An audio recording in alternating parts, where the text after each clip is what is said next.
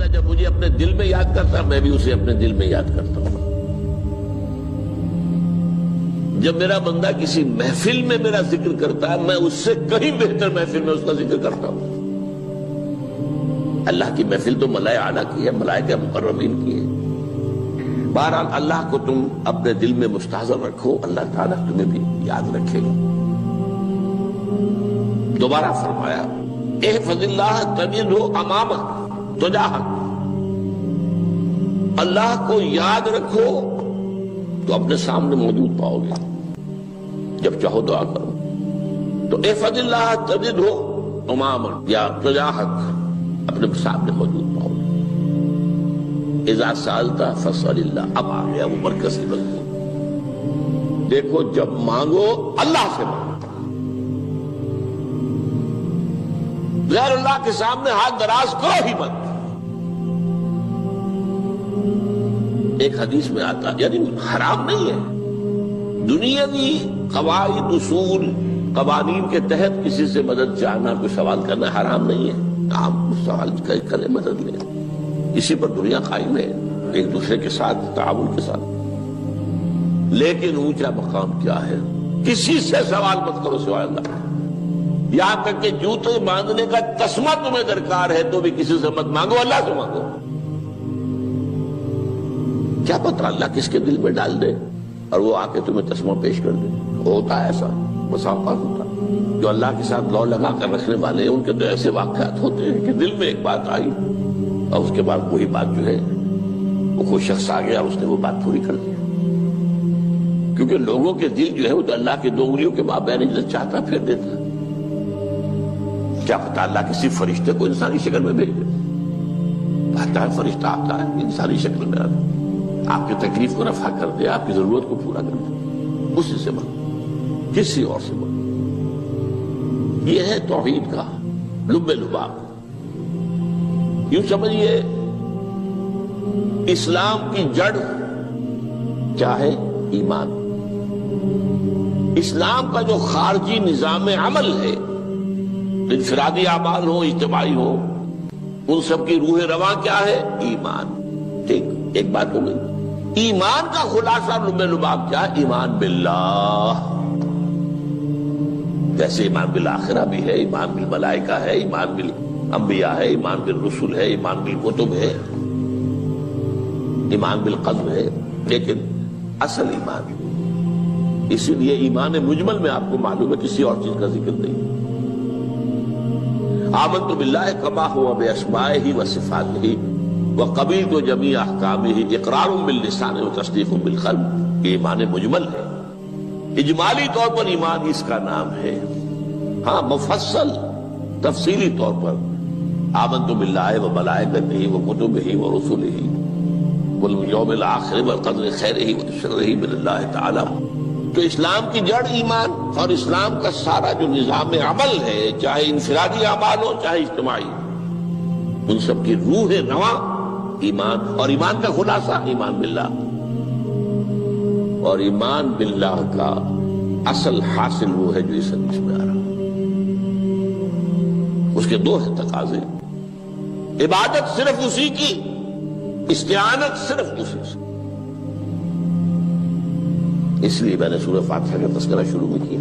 یہ عبادت کا جوہر ہے، عبادت کا جو ہے یہ ایمان کا حاصل. عبادت صرف اس کی ہے اور استعانت صرف اس سے. استعانت ہی میں سوال بھی آ گیا، یہ بھی مدد ہے. آپ کسی سے کچھ مدد مالی چاہ رہے ہیں یا کوئی اور مدد چاہتے ہیں، کسی کام میں مدد چاہتے ہیں، جیسے میں نے کہا تھا کہ سفارش کرانا چاہتے ہیں، یہ بھی مدد ہے. وَإِذَا اسْتَعَنْتَ فَاسْتَعِنْ بِاللَّهِ. اور جب مدد مانگو صرف اللہ سے مانگو. اور وہ سارے الفاظ یاد کر لیے: استدعاء، استعانت، استغاثہ.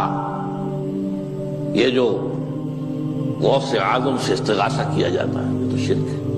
استغاثہ اللہ سے، دعائی اللہ کی. اس اعتبار سے استمداد، استعانت، استدعاء، استغاثہ یہ سب اللہ سے، صرف اللہ سے.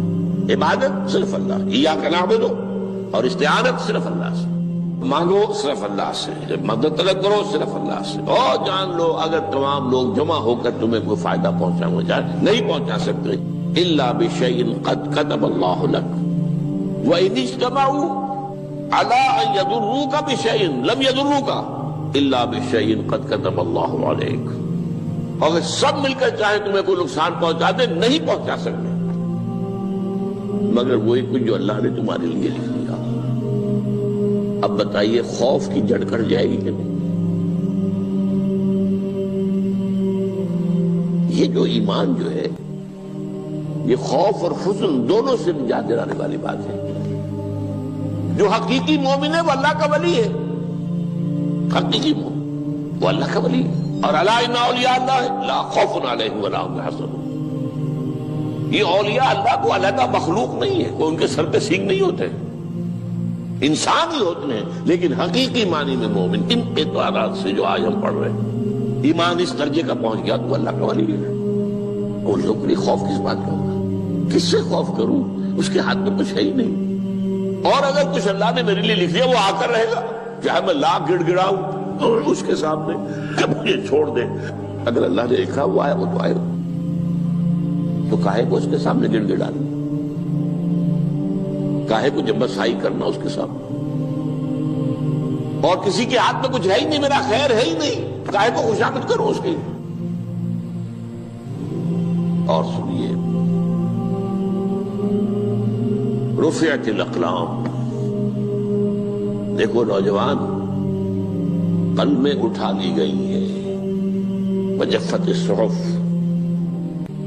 اور جو رجسٹر ہیں صحیفے ان کی سیاہی خشک ہو چکی ہے، یہ ہے وہ اللہ کا علم، اس میں ہر شے لکھ دی گئی ہے، اس کی قلم اٹھا لیے گئے۔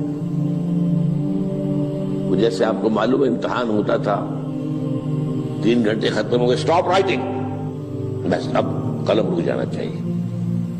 وہ قلم تو تقدیر کا کاتب جو ہے وہ قلم اس کا اب اٹھا لیا گیا، اور جو صحیفے جن پر کے لکھا گیا وہ خشک بھی ہو گئے۔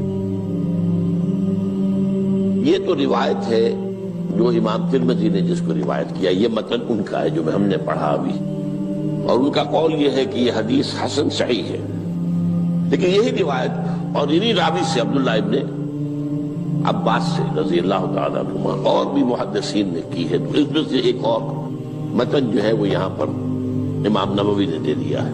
احفظ اللہ تجدہ امامک، یہ تو پہلا وہ ٹکڑا تھا، وقت تو جاہک تھا، یہاں امامک ہے، امام مطلب ایک ہی ہے، اپنے سامنے پاؤ گے۔ اللہ کی حفاظت کرو، اللہ کو دل میں، اللہ کی یاد کو محفوظ رکھو، گویا کہ اللہ کو مستحضر رکھو۔ ذکر اللہ کے معنی کیا ہے؟ استحضار اللہ فی القلب، یہ ذکر اللہ ہے۔ جنہیں ہم ذکر سمجھ بیٹھے ہیں وہ ذکر کے ذریعے ہے۔ اقیم الصلاۃ لذکری، نماز قائم کرو میری یاد کے لیے، نماز ذریعہ ہے یاد کا۔ یہ علیحدہ بات ہے کہ آپ نے 17 رکعتیں بھی پڑھ لی ہو عشاء کی اور یاد آپ کو آئی ہی نہیں کوئی، آپ تو ایک میکینیکل انداز میں جو ہے وہ اٹھک بیٹھک کر رہے ہیں اور آپ کی زبان سے کچھ بھی نکل رہا ہے، تو اس کا آپ کے شعور سے، دل کی گہرائی سے کوئی رابطہ ہے ہی نہیں، وہ ذکر تو نہیں ہوا۔ ہاں نماز فرض تھی وہ ادا ہو گئی، آپ کی ایک فرض ادا ہو گئی۔ تو جنہیں ہم نے ذکر سمجھا وہ ذرائع ذکر ہے، اللہ اللہ سبحان اللہ سبحان اللہ زبان سے، یہ تاکہ اس کے نتیجے میں وہ ذکر حاصل ہو جائے۔ استحضار اللہ فی القلب، ذکر کے معنی ہے استحضار اللہ فی القلب۔ تعرف الی اللہ فی الرخاء، اور دیکھو کشادگی کے وقت میں تم اللہ کو یاد رکھو، اللہ کی طرف رجوع کیے رہو، بھول نہ جاؤ۔ وہ نہ ہو جو کبھی کہا تھا، بہادر شاہ ظفر کے اشعار میں سے بہت زور کا شعر ہے، ظفر آدمی اس کو نہ جانیے چاہے کتنا ہی ہو فام و زکا، جسے عیش میں یاد خدا نہ رہی، جسے تیش میں خوف خدا نہ رہا۔ وہ ہے کشادگی کی حالت میں، جبکہ تمہارے لیے کشادگی ہے، اللہ کی طرف رجوع کیے رکھو۔ یعرف کا فی الشدہ، تو اللہ اپنی توجہ تم پر رکھے گا شدت کے وقت میں، جب تمہیں کوئی تکلیف ہے اس تکلیف کو تم پر آسان کر دے گا۔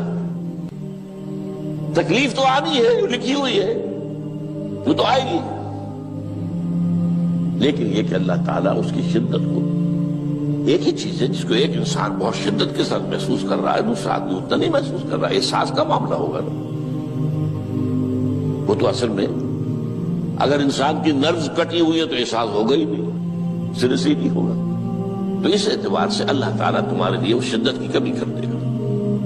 وَاعْلَمْ أَنَّمَا أَخْطَأَكَ لَمْ يَكُنْ لِيُصِيبَكَ، اور جان لو جو چیز تم سے چھوٹ گئی ہے، رہ گئی ہے، وہ ہرگز تمہیں ملنے والی نہیں تھی۔ اب آپ نے کسی ملازمت کے لیے درخواست دی ہے، درخواستیں مانگی گئی ہیں، اپنی سی محنت کر لی، نہیں ملی ملازمت، اب آپ بیٹھے ہوئے افسوس میں، رنج